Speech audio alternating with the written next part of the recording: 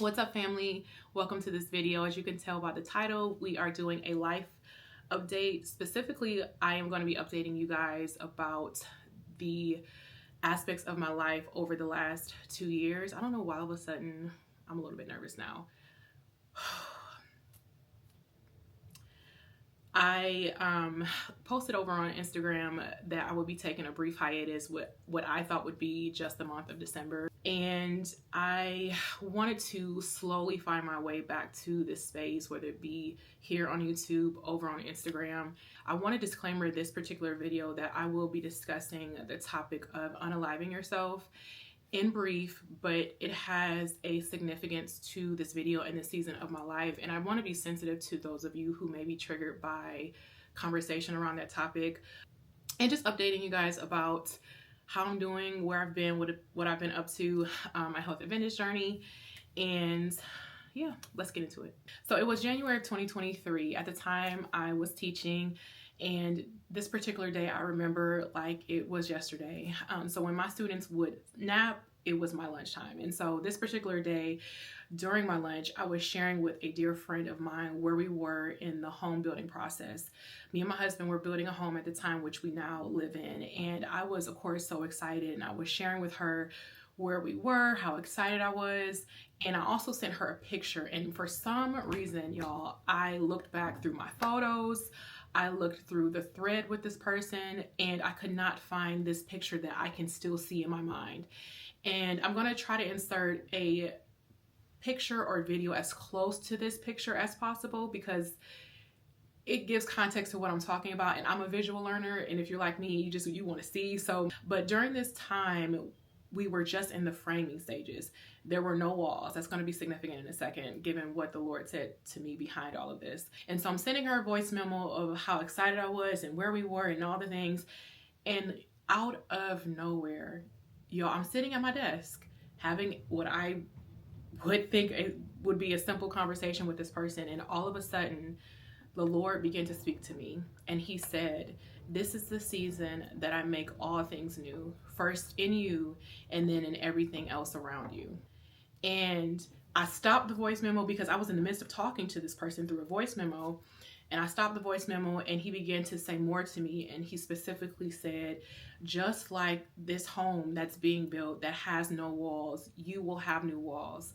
And I'm rebuilding you in this season so that nothing will be able to just come in and out anymore. I knew in that moment he was specifically talking about my mind. And so I began to walk out what I knew was a new season for me. And I am someone who has been following the Lord for a really long time. I will be 44 in July. And I, again, have experienced a lot with the Lord. I am someone who has not always done things perfectly. And I know we're not perfect people, but I've made mistakes post salvation. I began to navigate this season with the Lord as best I could. And it seems like the second this season, if you will, began for me, the more he began to nudge me to fast. And being very honest, I am someone who, again, has been raised in the church. I know about the importance and the principle and the significance of fasting. And yet it seemed as if the more I fasted, the more uncomfortable I became and the more resistant I became, if I'm going to be very honest again. And it's hard to admit that, because when you know truth, like no truth, and your eyes have been unscaled and you have been awakened and converted and redeemed spiritually, and you know truth and you become resistant to that, something is wrong. And when you know truth and become resistant to truth and resistant to God, and you're aware of it, you need to get to the root of what it is and deal with it, address it, repent, and make it right. And the more I began to walk out this season with the Lord, and the more I would fast as he led me to, or fast on my own accord, the more it seemed the more my flesh became antagonistic to this process and this new season I was in. Fast forward to November 12th, 2023, I got baptized, and I shared that over on Instagram, and I didn't share it for the sake of, hey, look what I did. There were very specific things I was navigating in this season that the Lord told me to share publicly. And one was my baptism. And let me be clear, my baptism wasn't my idea. There was a point where I felt the nudge to get baptized, and it was one of those things where, you know how you may have an idea, or I'll speak for myself, but there may be times where I have an idea to do something, and if I don't get to it right away, it's fine, or I'll put it on the shelf. No. This wasn't that. This was get baptized. I heard it very clearly, and I knew it was the Lord's desire for me because it bothered me until I did it. And just so happened, my church, of course, has baptismal services on a regular basis. And the next one happened to be, I think, within the next week and a half. And so I got baptized, and almost immediately after my baptism, the Lord began to show me my life. And he took me all the way back to the season and the moment when I tried to unalive myself. I was about 14 or 15, and at the time it was just me, my mom, and my sister. My mom raised us. My dad was very much still in our life, but this particular, growing up, it was just me, my mom, and my sister. And this particular day, again, is another day I remember like it was yesterday. I'm not going to go into the full details because I don't want that to be the significance of this video, because this is a small part in a bigger picture. But the Lord very clearly showed me this almost in like a vision, and he showed me this moment, and he specifically was speaking to the lie that I was told. At the time, I didn't realize that this suggestion that was offered to me to unalive myself wasn't my own thought. This is one of the significance and importance of knowing what the word says, and knowing and understanding and having a relationship with the Lord, because you will know what he would say and what he wouldn't say. And at the time, I was young, still, I was a girl who grew up again in church, who would go to church. And even in the midst of hearing this thought, which of course was a lie from the enemy, hearing this thought, there was still this fear that if I did this, I could possibly go to hell. And yet the suggestion seemed that much more pleasurable and that much more of a physical, mental, emotional release than actually just not following through, if that makes sense. And I remember what I did, and I remember I've always known that the Lord literally saved my life, like saved my life. But the Lord was highlighting this particular moment in this particular season because he said to me, this was the door that opened your mind to the enemy. And he was very clear to almost unpack what began to unfold in my life after this. I followed through with this lie. I followed through with this suggestion, not knowing that this wasn't my thought, not knowing this was the enemy actually suggesting and lying to you. And you not only agreed to this, partnered with it, but you followed through. And the Lord began to continue to show me that this lie and this act and this partnership, if you will, opened your mind to the enemy for him to begin to carry out his full assault on your life, little by little by little. And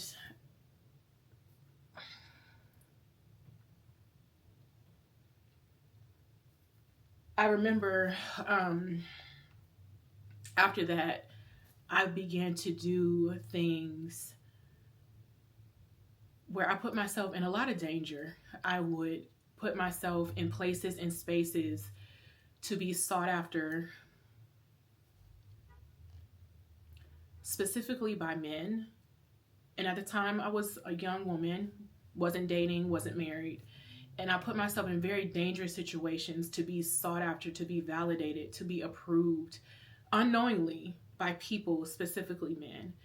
And the Lord began to show me the things I was doing and how promiscuous I was, and how all of this was part of the enemy's agenda to take me out. And not just physically, but spiritually. When you are someone who practices sin, sin leads to death. It can very much lead to physical death, but it most certainly leads to spiritual death, separation from God. And the enemy's agenda was being perpetuated decision by decision, little by little, as I began to do things that just weren't right. And the Lord began to show me that all the while I'm making these decisions and doing these things, I'm creating false identities, wrong ideologies about myself and God. And I'm slowly, decision by decision, brick by brick, building strongholds in my life. And he said to me, you began to do things, even unknowingly, that was partnering with the enemy's agenda to bring about destruction, to bring about his agenda to steal, kill, and destroy in your life. And you begin to build all of these identities that were wrong, that were false, that have nothing to do with who you actually are as a daughter of God. And you walked right into your marriage with these. You've walked right into adulthood with these. And this season of your life, I am making new everything that pertains to anything that can't go with you into this new season and where I'm taking you. 2 Corinthians 5:17 basically says, if any person is in Christ, he is a new creation. The old has passed away. Behold, the new has come. I've never, when I say never, walked through a more tumultuous, uncomfortable, almost physically, spiritually violent season with the Lord. And when I say violent, I don't mean when your flesh is being crucified and it's being stripped of the pleasures it once was used to, once had, enjoys, all the things, your flesh is going to respond accordingly. And it's going to fight and be resistant and be antagonistic to the things you're now doing. And that's part of what I was experiencing. The Lord constantly would nudge me of just keep fasting, keep following my lead, keep fasting. And 2024 came, and I remember I did a fast with my church like we always do every year, but the Lord was specific with me that I would be on this fast 40 days and not 21, and that there would be an aspect of this fast where I would do a complete fast for a given number of days. I have done complete fast before where I just drink water, and while the fast I was on, the 40-day fast he told me to do, when it involved partly Daniel fast and partly complete fast, there was a point where I did an extended number of days on a complete fast, did that, and felt accomplished, if you will. Like, I felt like I was finally finding my rhythm again. I felt like I was finding a place with the Lord that I hadn't been in really ever, or in a really long time, I should say. And I remember sitting down at the dining room table, and I was almost proud of myself. Like, I've been locked in with God. I'm in this very uncomfortable season with him, but I'm doing the things that he's requiring of me. And child, I sat down at my dining room table, ready to journal, spend time with him. And he said to me, there's more. Again, being very honest with y'all, I was like, Lord, from where? More from where, God? My response should have been clear enough that you need to go back to the drawing board, sis. My response wasn't, okay, Lord, I will continue to follow your lead. Okay, Lord, I will continue to do the... My response to him was one of resistance, was one of frustration, was one of almost anger, because I felt like I was doing all the things I knew to do. I totally became unaware that what I was doing and the things that I was birthing were being birthed spiritually first. And even though I wasn't kind of experiencing the things I wanted to naturally in my time, God was still doing a very, very intentional, deep work. And again, being very honest, it seemed at that moment when he presented me with the invitation to just keep pursuing him, which is what that was. When he said there's still more, I became frustrated, I became disappointed and almost angry, because again, I felt as if I was doing all that I knew to do and I wasn't getting anything in return. And I remember that almost being the catalyst for what began to be a very resistant place for me again with the Lord, because I have had things up before Him for a really long time. And it seems as if nothing I've desired, the things I've put before Him with prayer, with fasting, has yielded me any gain. And as I began to walk out 2024, the Lord again was right there. Hey, keep fasting, keep consecrating, keep getting yourself before me, all these different things. And I remember one particular moment, I was really trying. I've never been here before with God. And as I began to still navigate 2024, every time I kind of felt this nudge to be resistant or just felt frustration, the Lord would tell me, just get in my presence and I'll take it from there. Just get in my presence and I'll take it from there. And I still began to go about 2024 frustrated, praying but frustrated, trying to fast but frustrated. And it seemed as if the more I began to plug in and really plant my feet 10 toes down in the season, despite how uncomfortable and how frustrated and how even detached I felt from God, the more things happened. Anything and everything, I want to be clear to say this, anything and everything that is attached to me in any way has been attacked in this season. And I mean anything and everything, from my personal health to family to anything and everything that you can possibly think of that is associated with me or in any way, shape, or form has been attacked. And I understand that spiritual warfare is real. I understand that a lot of times what happens is the more you plug in with God, the more you fast, the more you plant your feet, here come the enemy. And hear me good. I'm someone who understands not everything is the devil. Okay, everything is not the devil. Sometimes you will navigate things because of disobedience, because of your own failure to follow through with the things God has instructed you to do. I'm fully aware not everything is the enemy. However, things that were happening and that have been happening in the season of my life, specifically things in 2024, were absolutely the enemy. Absolutely. Let me say this. One of the things I am more aware of now is when you feel this nudge, specifically the Lord asking you to fast and asking you to pull away, it's His invitation to you to draw closer to Him. And I was so clouded by my own frustrations, discomfort, disappointment, that I didn't really lean into and understand how close the Lord really was to me, despite everything else that was happening, everything else that was going on, how I was feeling emotionally, the thoughts I was navigating, all of that seemed so much closer than God. And it was the complete opposite. God was so much closer than all of those things. And yet, because of disappointment, because of frustration, I felt very validated to sit in those emotions and be resistant to God, because I felt like He wasn't doing or moving and not answering in my time, or just making me feel better. And I want to articulate this the right way, because when I would fast and as I would consecrate, I felt this unusual grief.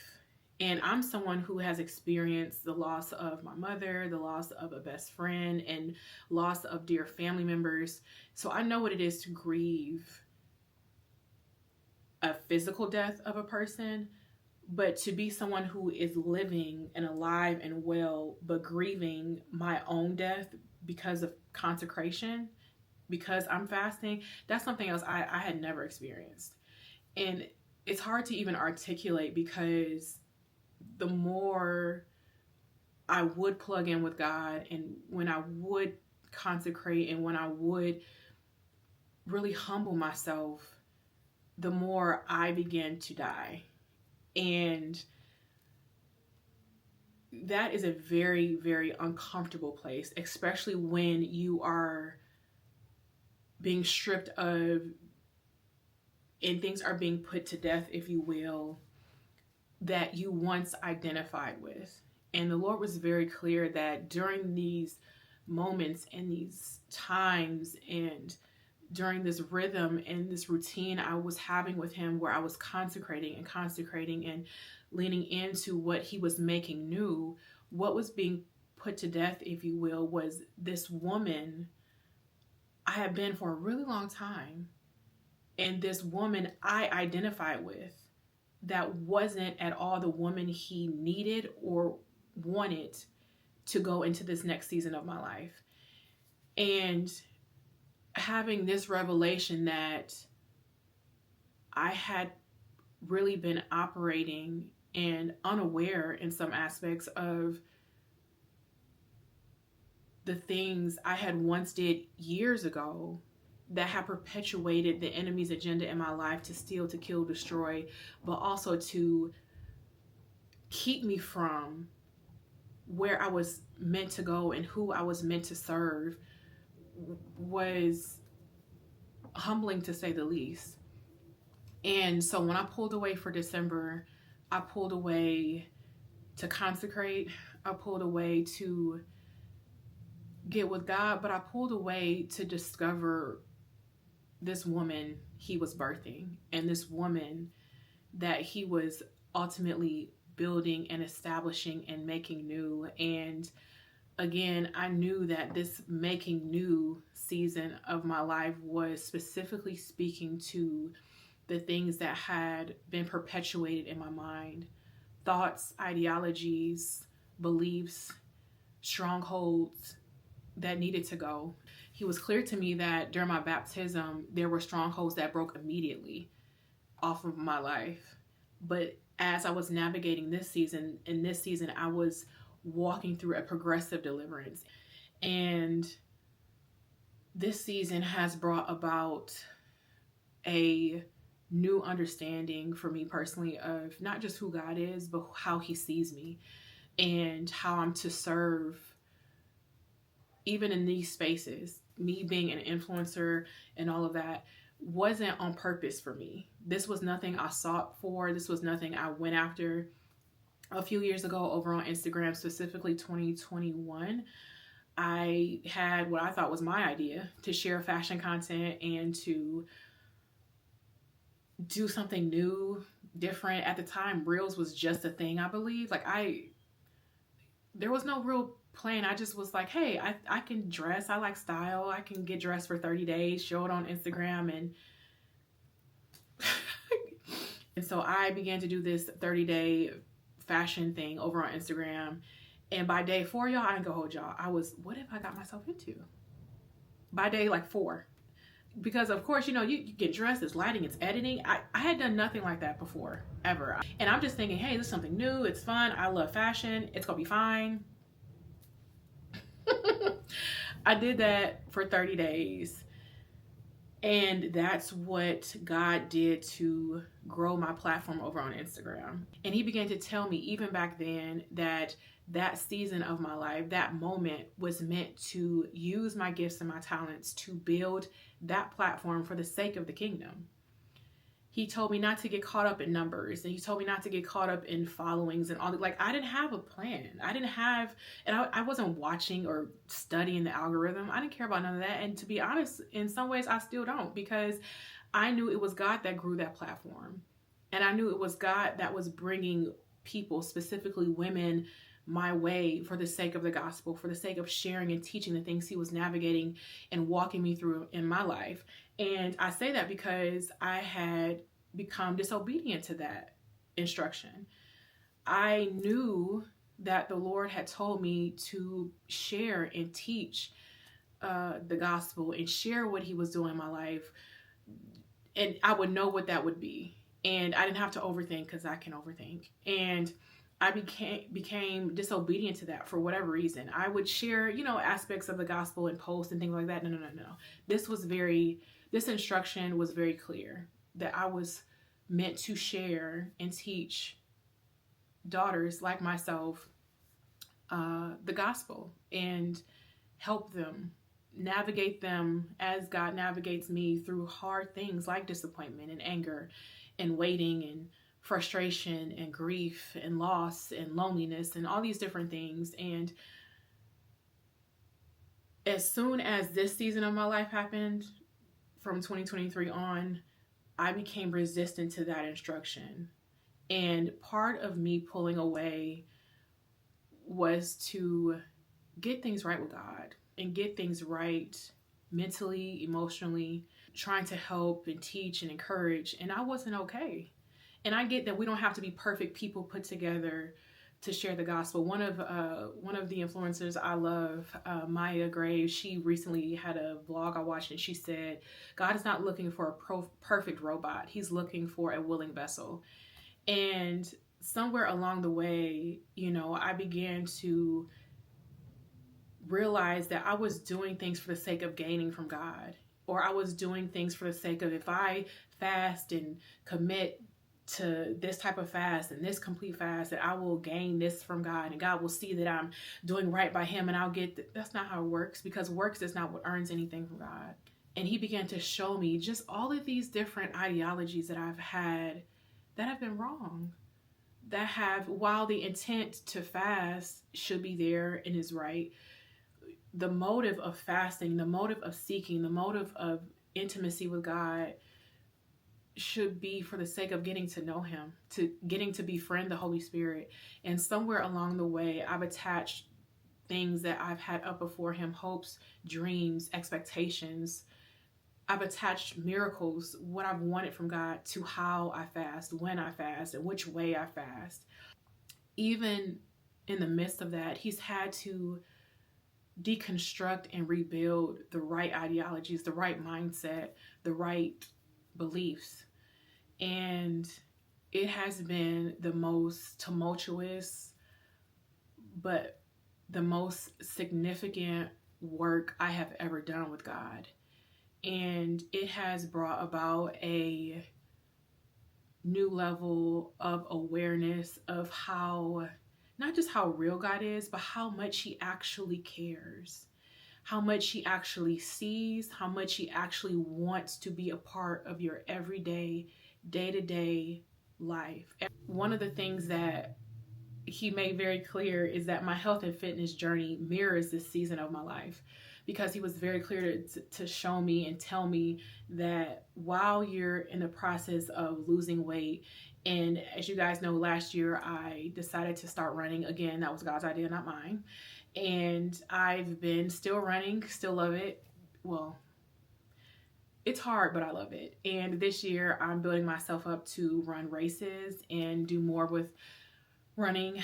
And he was very clear to tell me and show me that this season of my life and this health and fitness journey that I've intentionally been on mirrors my spiritual journey, because as he's helping me build physical stamina, endurance, and resilience, he's doing the same in my spiritual life. And I found it interesting because, again, it was him that told me to start running. I love lifting weights. I do a lot of strength training, which is my dominant form of working out. But I get bored. And I remember going to the Lord like, hey, I need to mix this up. What should I do? What can I do? And he says, just very simply, start running. And again, I knew that was him because I researched this. I researched runs. I researched what type of runs. I got running shoes, got fitted for shoes. I put all this over on Instagram. I joined a running club. I was locked in, ready to run. Child, running has been one of the hardest things I have ever done. And it's the hard that I picked to do. Granted, it was the Lord who instructed me to do so, but it's the hard I picked to do. Working out isn't easy at all, but this running absolutely has spiritual significance in my life, because running, I feel, is arguably one of the most mentally challenging things you could commit to, specifically because it's not you and a machine. It's not you and the Smith machine. It's not you and a barbell. It's you and it's you, whether outside or on a treadmill. But my running has absolutely taught me so much spiritually. It's taught me what it is to have a mind focused on not just necessarily a goal, but what it is to actually partner with God, even in the thing that you desire to do naturally. And it's taught me what it is to have a mind focused on finishing what you started. And one quick final update, your girl is a work from home girly. Ooh, child. Work from home for me has been kind of challenging. I love people. I do well with people. I build very familial relationships with coworkers. And that's not been this. I've been working from home now almost, my goodness, almost 2 years. It'll be 2 years come September. I am in healthcare, and while it's a challenging job that I have, it definitely has its rewards and benefits, given that I am able to speak hope and life into people who, given their circumstances and situations, are hopeless and struggling with their own frustration and disappointment and anger because of their health. So I very much am aware that this particular job that I have in this season of my life was a door God opened. I like working from home because my home is a place of peace, but y'all, sitting down for like 8 hours out the day, not being able to kind of interact with people, that's been challenging, but it's what I am called to do in this season of my life, and for that I am grateful. And it's giving me more space to kind of navigate this season of my life with God, have time to spend time with him throughout my day, how much I want to throughout my day. I have been reading a lot more this year. I have almost read, well, I'm on a second book this year. I've read a book about the Holy Spirit by Bill Johnson, phenomenal. I'll actually link it below. I'm now reading another book called Host the Holy Ghost by Vlad, I'm not gonna pronounce his last name right, Shamuk. I that's not gonna be right, I don't think. It just feels good to be in a place where I feel like I'm finding myself, and not even finding myself, but I'm discovering the daughter and the woman of God that he's been talking to me about this whole time. And for that, I am grateful. I'm excited. I feel like it's almost as if I feel like I can breathe again. Even in the midst of things that I'm still navigating, the things that I still have before God, the things that I'm hoping and believing and expecting of him to do in my life. And I am so much better than I was. And I want to say also thank you. In my time away, it sounds so dramatic. In my time away, I have got the sweetest text messages. Hey girl, how you doing? We miss you, miss your content. Like, just want to check in, make sure you're good. I want to say thank y'all so much. It's a blessing to be missed, to be loved, to be appreciated, all the things. And I'm excited to get back to content creation, but not even just content creation. I'm excited to get back to building community and relationship. He has brought me and allowed me to befriend some beautiful women behind the scenes. I have made new friends out of the state of Michigan where I live, and I am so excited about what I see. As I close out this video, I want to leave you with something the Lord said to me, and I shared it in this video earlier, and that is get in God's presence and allow him to take it from there. I know that sometimes things are easier said than done, and you have maybe more questions than answers, and you may be frustrated and navigating some disappointment, and you just want to feel like things can be made better right now. You want God to fix things right now. And for me, one of the things I think I was looking to do was feel better. The moments when I would fast and consecrate and pleasures were being stripped from me, that brought me identity and validation and affirmed me, that had nothing to do with who I was in God and who I was as a daughter of God.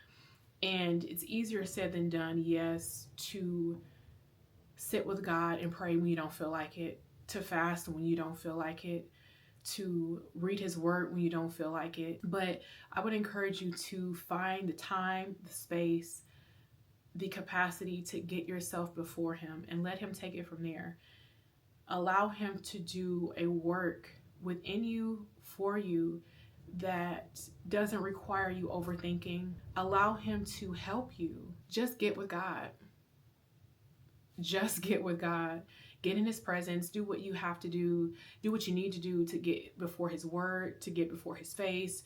You don't have to have all the answers. You don't have to know how the end will be from the beginning. And I hope you know that you can trust him fully with every part of you. The good parts and the ugly parts. The parts you don't understand, the parts you're frustrated about, the parts you feel disappointed by him in, and the parts that you just don't understand, the parts that are hard, the parts that are uncomfortable. He will help you if you allow him to. I think one of the things we have to be willing to do in the midst of the things that have made us uncomfortable, the things that we don't understand, the things we're frustrated by, is to be willing to be sanctified, is to be willing to be matured, is to be willing to do the hard things even when you don't feel like it. And these last few months for me, these last few years have been a perfecting of that. Doing the hard thing despite disappointment, doing the hard things despite frustration, doing the hard things despite any anger, any questions. God absolutely cares. And he absolutely wants to help you with every part, every aspect of your life. I'm excited about what's next for us in this community here on YouTube and over on Instagram and wherever the Lord may lead me to in these social spaces. And I pray that this video not just encourages you, but allows you to find your way back to Jesus if you find yourself detached, if you find yourself lost, if you find yourself even struggling with hope. I pray that you find your way back to him. I pray that your heart of stone would be a heart of flesh. And I pray that he would shower you with his love. And I pray that you come into a new awareness of just how close God is to you in this season of your life. I love you guys, and I will see you in the next video. Bye.